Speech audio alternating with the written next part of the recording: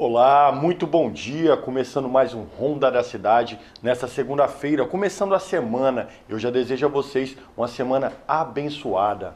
E se você quiser falar com a gente, já sabe, o tablet está aqui na minha mão, é só discar 99622-4547, manda seu WhatsApp aqui, que a gente vai trazer a sua participação, como o Jorge Caburê já está ligadinho na gente lá no bairro Novo Horizonte, mandando um alô aqui. Alô, meu amigo.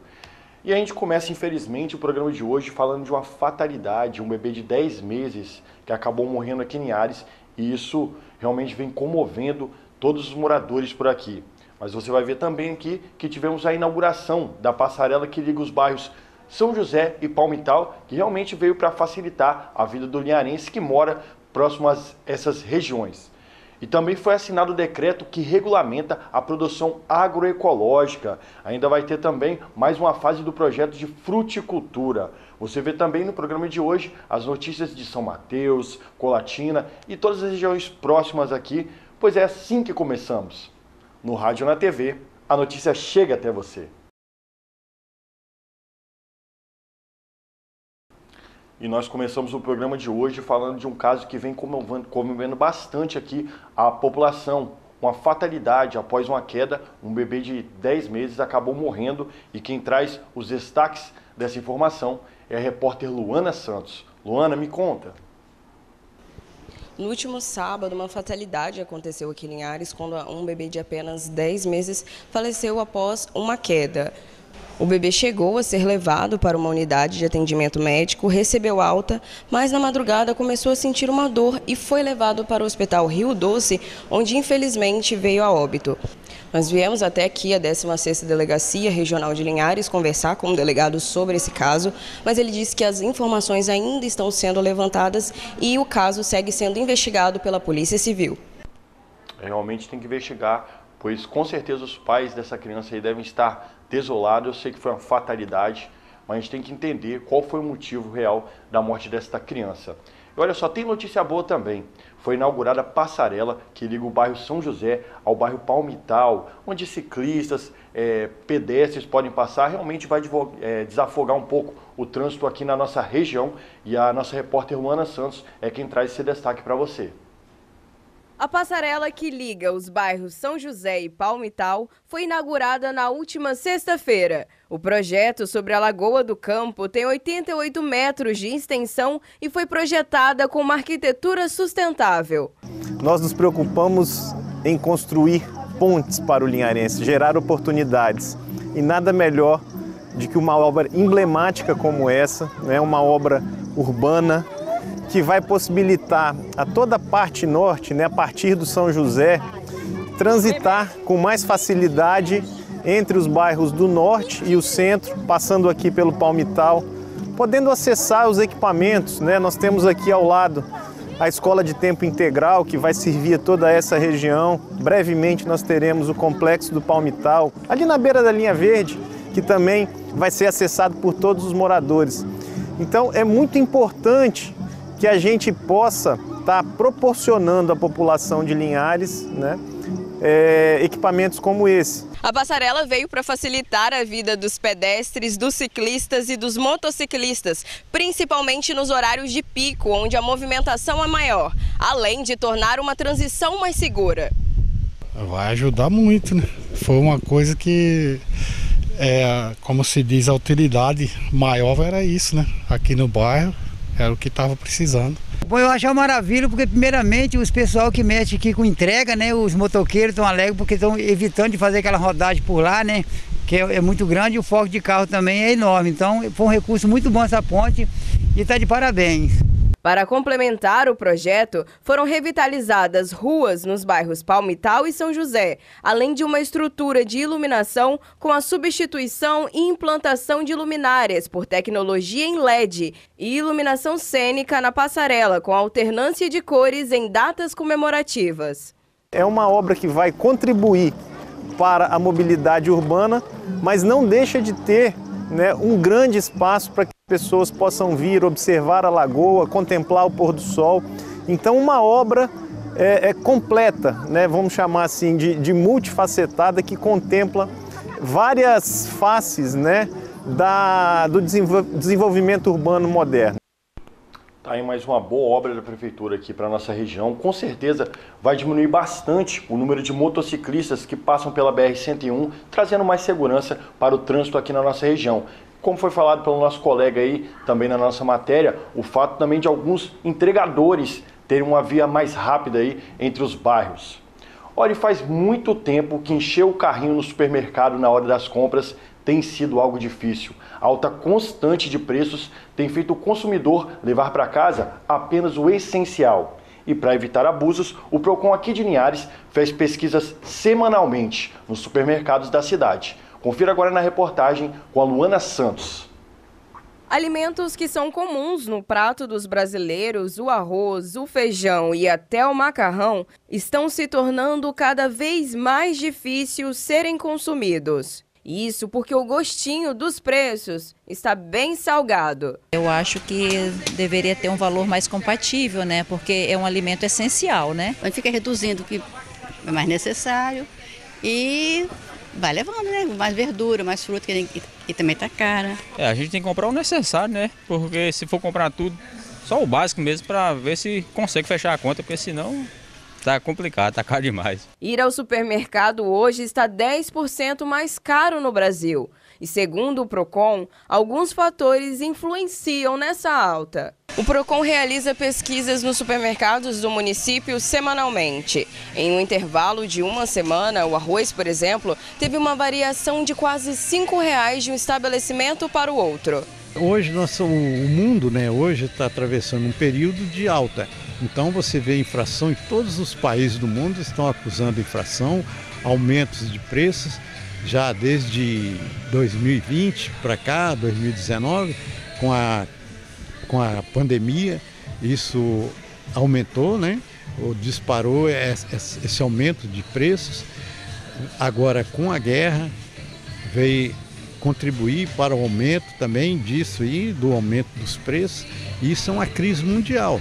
E nós não poderíamos ficar fora disso, né? O aumento de preço de um mesmo produto em locais diferentes não é proibido, mas caso perceba uma diferença exagerada nesses preços, o Procon poderá notificar o local. Então, o que o Procon pode fazer é quando ele detecta uma abusividade. Por exemplo, se esse aumento é absurdamente fugindo ao parâmetro de aumento até dos concorrentes, aí a gente, tem alguma coisa errada. Aí a gente chama o fornecedor a se explicar por que houve aquilo. Mas a gente não tem notado isso, tá? É uma coisa que está mais ou menos uniforme com toda a rede de distribuição.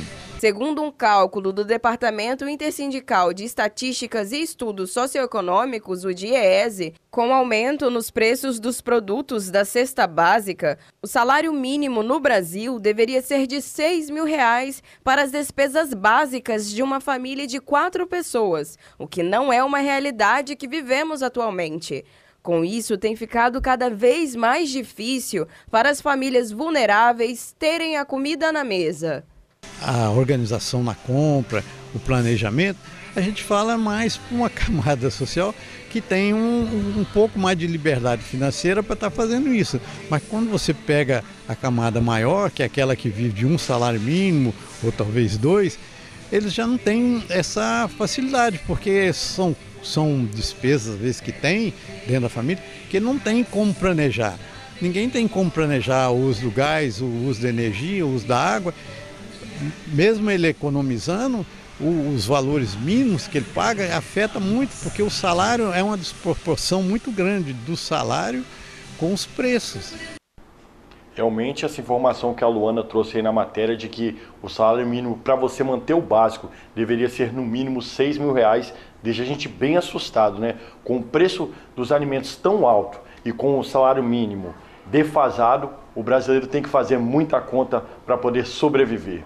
Agora a gente vai para um rápido intervalo e na volta eu vou trazer a notícia de que a Prefeitura assinou o decreto que incentiva o cultivo da agricultura e também mais uma fase do projeto de fruticultura que vem para beneficiar bastante os nossos produtores rurais. Continue com a gente, daqui a pouco.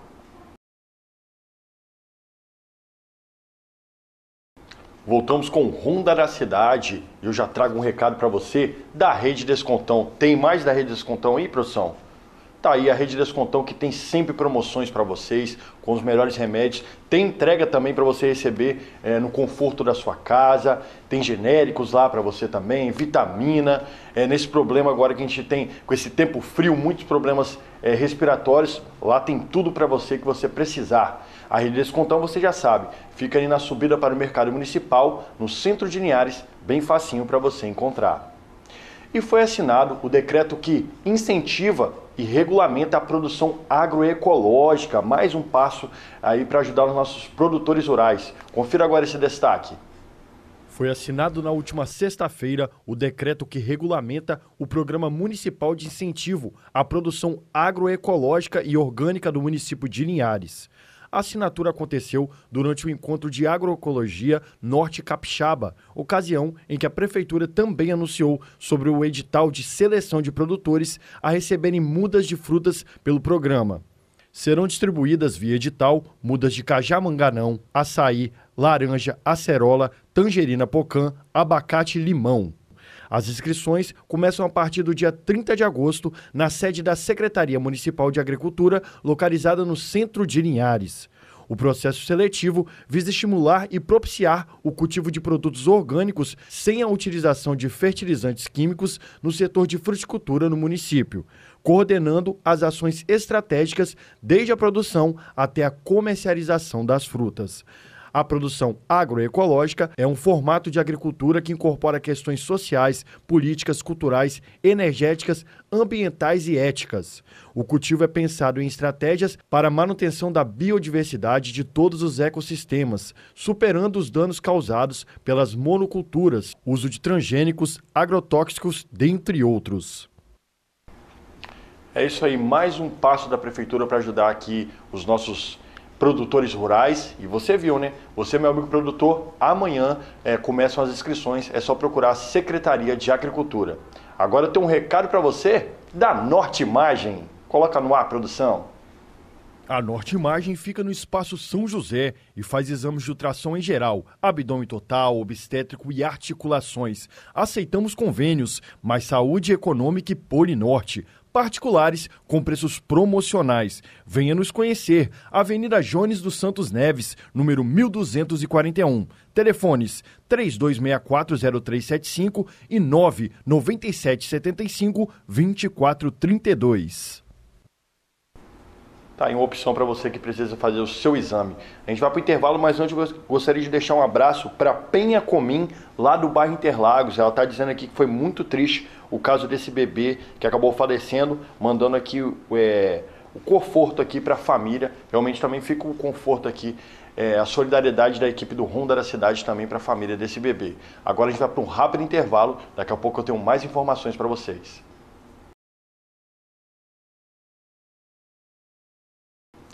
Voltamos com o Ronda da Cidade, mandar um abraço aqui para o Fernando do Amarelo, lá de Cachoeiro, acompanhando a gente. E agora chegou a hora de a gente falar com São Mateus, com ele, Jota Barbosa, que traz os destaques por lá. Tem um link aí com o Jota? Bem-vindo, Jota Barbosa. Olá, Will, amigos de Linhares, aquele abraço todo especial. Falando aqui na nossa região, São Mateus, Conceição da Barra, para a gente quem vai agora, Conceição da Barra. Olha, o mar está assustando moradores e comerciantes novamente, viu? Inclusive, a maré é muito forte, tem comércio que inclusive já teve problemas, teve que reconstruir, fazer nova proteção, enfim. A nossa equipe foi até Conceição da Barra, acompanha isso de perto. Confere aí. É o caso do proprietário dessa barraca, que foi obrigado a fazer investimentos construindo uma área de contenção pela 4ª vez. Já é a 2ª vez que a gente reconstrói a barraca e 4ª vez que a gente coloca pedra aqui para tentar manter o imóvel. Esta é a Avenida Atlântica, uma das principais de Conceição da Barra, onde existem várias construções, restaurantes. Os moradores e comerciantes estão preocupados com o avanço do mar. Esse trabalho que foi realizado, dá para poder conter o avanço do mar? Não, é que isso aí é temporário, é uma coisa de contenção, né? Uma obra de contenção que a gente está fazendo, esperando que tenha um poder público aí para ajudar a gente fazer o P, a obra de contenção mesmo. Mas, por enquanto a gente está gastando para tentar manter o imóvel. Mesmo com os investimentos, os esforços se tornam inúteis diante da força da natureza. Essa já é uma situação que os munícipes de Conceição da Barra enfrentam há muito tempo. Alguns anos atrás foi feita toda essa contenção da parte inicial da orla da praia de Conceição da Barra, só que ela não foi concluída. Eles vêm realizando as suas próprias contenções, requerem a autorização municipal, encaminham mais ou menos como que eles vão fazer isso e realizam as contenções para poder proteger o patrimônio particular. Só que esse ano a maré encheu um pouco mais, a força da maré foi um pouco mais forte, então, igual essa praia que nós estamos aqui, o assoreamento da orla dela foi um pouco maior, então está aumentando sim um pouco o assoreamento da orla de nossa praia. Tá aí realmente mais uma preocupação para esses moradores aí. Olha só, uma notícia interessante agora. Você sabia que o Espírito Santo estuda implantar uma usina eólica, isso mesmo, que produz energia por meio da força dos ventos? Nós vamos conferir agora com a repórter Kessia Neto. O estudo foi realizado a partir da cooperação internacional do governo do Espírito Santo com o governo da Alemanha e apresentado na manhã desta sexta-feira na Federação das Indústrias do Estado, a Findes, e identificou um forte potencial de energia eólica aqui no estado. Ele servirá como fonte de informações técnicas e estratégicas para a construção de um ambiente de incentivo a novos investimentos para o desenvolvimento local. Trata-se do Atlas Digital Eólico Onshore e Offshore Espírito Santo. A presidente da Findes fala sobre a importância do estudo, principalmente na obtenção de novas indústrias para a utilização deste tipo de energia. Hoje nós temos indústrias que consomem já diversas formas de matriz energética, em especial gás, que é uma das questões de transição. Mas a gente sabe que pelo potencial já demonstrado, né, por estudos que nós temos, inclusive pelo consumo que já temos de outras formas de matriz energética dentro das indústrias do Estado do Espírito Santo, já demonstra o potencial para ser um atrativo, inclusive de investidores, para preparar o Estado para essa nova mudança. Cris destaca ainda que uma rota estratégica de energia está sendo realizada, a fim de identificar as reais necessidades aqui do Estado. Essa rota que escutou mais de 120 especialistas está em construção e a federação vai entregar no final desse ano para demonstrar para o Estado de forma clara o que precisa ser feito, desde investimentos, atratividades, infraestrutura. E com isso, o Atlas, inclusive, já demonstra de uma forma a poder ser analisado cada município. Também teremos no final uma convergência para demonstrar claramente aonde que precisam ser feitos os investimentos. Segundo a presidente da instituição, isso tornará as indústrias locais mais competitivas, atraindo novos olhares, colocando o Estado em uma posição de destaque. Se nós trazemos isso como uma das prioridades dentro de política pública, dentre outras mais que nós precisamos, vai de fato tornar as indústrias do Brasil com maior competitividade. Nós temos, inclusive, uma cobrança no cenário global de descarbonização. As indústrias já se preocupam com isso e essa potencialidade de estar dentro do Estado do Espírito Santo atrai o olhar de fora para dentro do nosso estado e também para o Brasil. O secretário de Estado de Desenvolvimento destaca que a partir de uma comparação é possível perceber o potencial do Espírito Santo no segmento de energia. Nós já imaginávamos que o Espírito Santo realmente teria um potencial de geração de energia eólica muito grande, mas quando comparamos os dados do mapa antigo de 2009, que a gente tinha ali de 4,6, 4.600 gigawatts de potencial de geração, nós chegamos agora a mais de 140 mil gigawatts. Isso foi além das nossas expectativas, mostra que realmente o Espírito Santo tem um potencial enorme e que está aí para ser explorado pelas grandes empresas, pela indústria, né? Ele destaca ainda que não é possível traçar uma data para o início da operação e fala como isso chegará ao consumidor. No final, isso vai ser refletido em custo de energia, efetivamente na satisfação, né, da certificação da energia, ser energia renovável, de que a gente está contribuindo para o abandono das matrizes poluentes, da geração de carbono, de emissão de carbono, para a transformação da matriz energética do setor produtivo e do consumo doméstico também. O Atlas Eólico contou com o apoio da Findes e do Fórum Capixaba de Petróleo, Gás e Energia. A metodologia da construção das informações, assim como a elaboração dele, é do Instituto Senai de Inovação e Energias Renováveis do Rio Grande do Norte. Foram 8 meses de pesquisa. Segundo o pesquisador do Instituto Senai de Tecnologia e Inovação do Rio Grande do Norte, o Atlas é um desafio. O Instituto Senai de Inovação em Energias Renováveis, Natal, do Rio Grande do Norte, topou esse desafio junto com o Espírito Santo, porque a gente entende que a diversificação da nossa matriz elétrica ela é importante para diversos segmentos, para a manutenção da matriz mais limpa e dentro de um prazo aí de aproximadamente 8 meses, entre os primeiros contatos, a entrega dessa plataforma hoje, que é uma plataforma digital, foi um trabalho bastante satisfatório. Ele ainda fala sobre a plataforma digital disponibilizada e seus recursos sobre o potencial do Espírito Santo. Hoje o ISA entrega uma plataforma online onde as pessoas vão poder acessar de maneira pública, gratuita e restrita dados de recurso eólico simulado a 100, 150 e 200 metros de altura. Com isso, o Espírito Santo passa a se comunicar de maneira digital com todo o país, com todo o mundo, trazendo informação de qualidade para as academias, para o setor da indústria e também para o setor de mercado. Tá aí uma boa notícia aqui para a nossa região. Sempre é bom investir em energias renováveis. Agora 11 horas e 48 minutos, a gente vai para um rápido intervalo, daqui a pouco eu trago mais informações.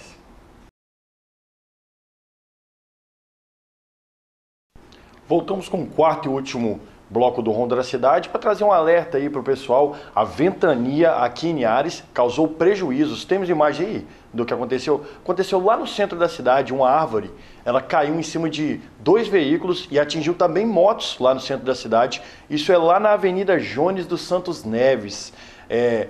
A prefeitura enviou lá também os agentes de trânsito que ajudaram também para poder retirar esses galhos de árvore, por ter também a retirada dos veículos, também liberando essa via para quem quer estacionar. Realmente o vento veio causando alguns transtornos aí para os condutores desses veículos, mas já está tudo liberado por lá.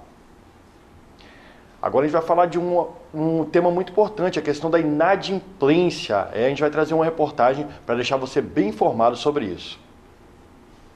Com as mudanças no cenário econômico em função da pandemia, muitos brasileiros acabaram se apertando financeiramente e, como consequência disso, caindo na inadimplência.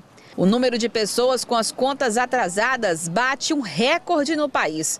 Dados do Serasa Experian apontam que o Brasil registrou 67,6 milhões de pessoas nessa situação no mês de julho.